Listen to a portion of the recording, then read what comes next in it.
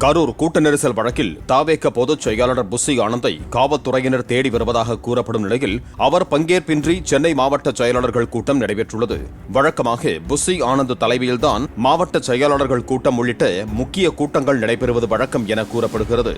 அதேபோல விஜயின் பிரச்சார ஒத்திவைப்பு அறிவிப்பும் தலைமை நிலைய செயலகம் என்ற பெயரில் வெளியானது.